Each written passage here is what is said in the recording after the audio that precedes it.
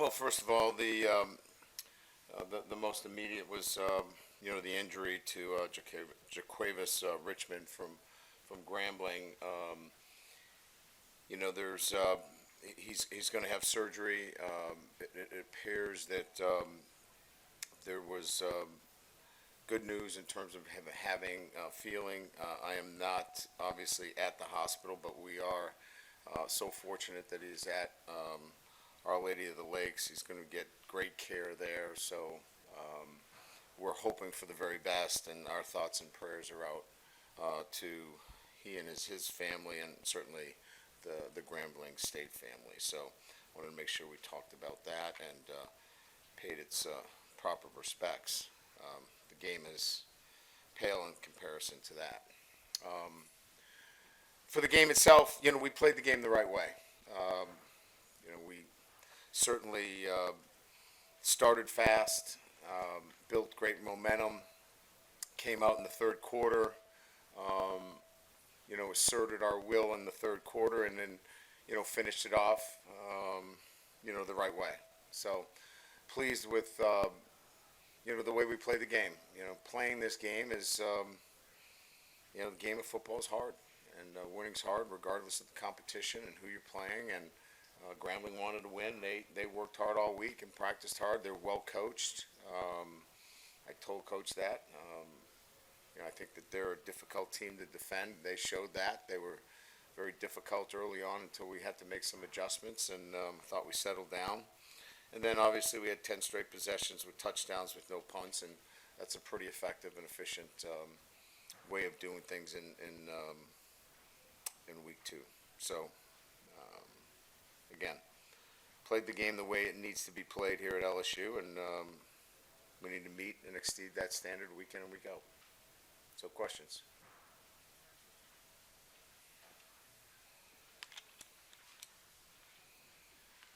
Ryan, the first three defensive drives where Grambling was able to move the ball, and there was some big plays. What do you think was maybe going on with y'all defensively in those, and then what did you do to address it the rest of the game? Well, twice we were in dime personnel, and they ran the ball.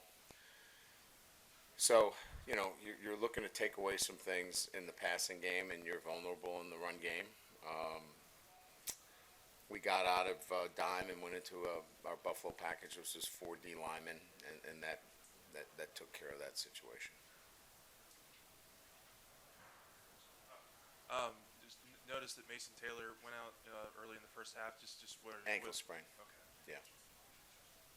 Thank you. Yeah, Logan Diggs getting the start, and I guess how effective he was very effective. Let's talk about his game, please. Yeah, we knew what we were getting with Logan, and he played for me at Notre Dame, and I knew what we were going to get from him. It just mattered of getting him healthy. We weren't going to play him unless he felt really good, and he felt good and had a good week of practice. And look, you got to prepare the right way. He prepared the right way, and he was ready to play. And I think we saw the kind of back that is going to help us. And I thought Caleb brought a toughness and physicality to our running game as well. And we get John Emery back next week. We think we've added to that position where we should have a real effective running game. I felt like you talked a lot about energy and effort last week, and on special teams, at least tonight. Yeah. Womack was just unbelievable. It seemed like really you guys kind of stepped it up in that regard.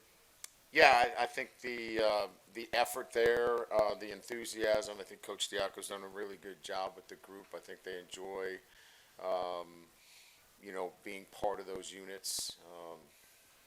Tonight was an interesting thing. We had to change some numbers around and be careful that we didn't have duplicate numbers. But it's still about a want to and a desire to play on special teams, and I think our guys have really grasped that, and they want to be part of it. And the kickers are really good. We didn't use Jay tonight, which is a great thing, but I thought Diver probably had one of his most complete games. We asked him to do some things tonight that were a little bit different, and I thought he was on the task.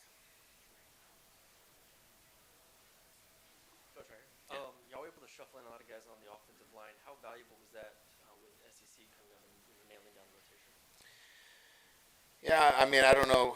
You're always trying to, get some guys work. The key one for us tonight was Lance Hurd at right tackle. He went in the second series. That's what we were really focused on, and getting that evaluation. So I'll look at the tape. It's hard for me to really give you a real evaluation of that until we watch it. But we know the other rotation pieces there. It'll be interesting to see how DJ fared. DJ Chester, true freshman at center as well. So it'll be interesting film to watch. But the big one for us will be Hurd at the right tackle position. Right here, Coach. You talked about competitive edge a lot this week. I know the score reflects a good result, but I mean, kind of immediate reaction. Do you feel good about where your guys' minds were? Kind of that attention to detail that you wanted to improve on last week? Yeah, I was. I mean, to have 10 straight possessions to score in this game, when somebody doesn't want you to score, is really hard. You have to execute at a very, very high level. That doesn't happen very often. I've been doing it for over 30 years.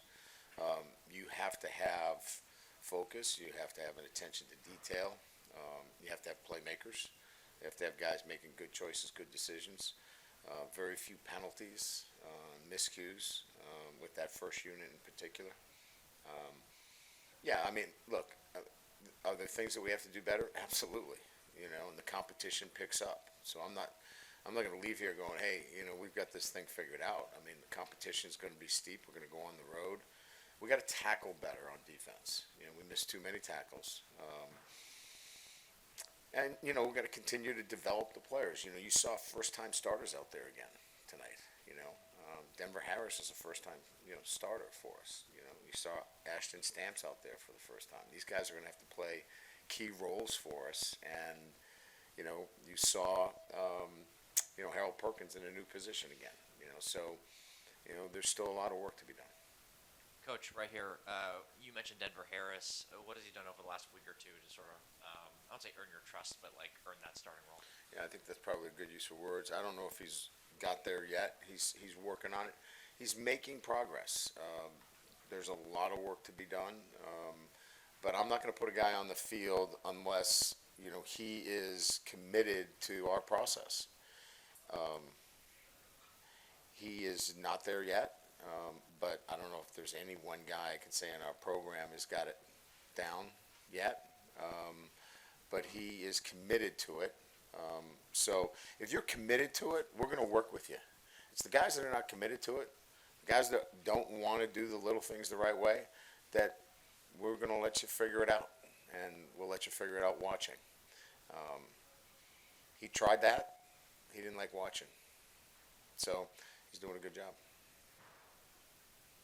Hey, Coach, you talked about giving Chris Hilton more playing time this week. Is he perhaps one of your faster receivers that can stretch the defense like he did on that play tonight? And just some comments about the other receivers who had drops last week that caught the ball tonight. Yeah, it's another week, right? I mean, certainly the previous week, those guys were reminded all week about, what they didn't do. So, they were certainly wanting another opportunity. But as it relates to Chris, I think where Chris is that he does not want to be the guy that stretches the field. He wants to be a complete wide receiver. And he does have speed. There's no doubt about that. You're absolutely right. And I'm not saying that he can't do that for us, but he wants to do much more. And for him to be on the field, he's got to catch the ball consistently.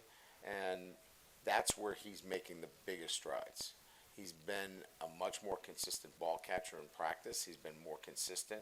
He had a great week of practice. He was not feeling well. He was actually sick this week, and he did not miss a practice. So we're seeing that kind of sandpaper, grit, because as you remember, with Chris, we lost him quite a bit last year to injury.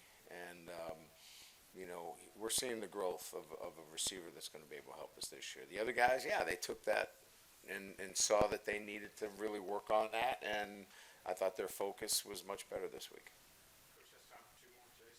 Coach, so Jaden Daniels had a really good first half, 5 touchdown passes in the first half, looked pretty comfortable in the offense. What are your thoughts on how he performed tonight?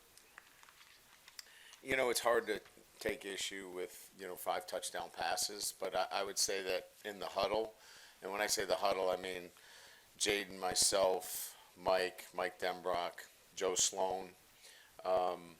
We would say that he left some throws out there that we need to get better at.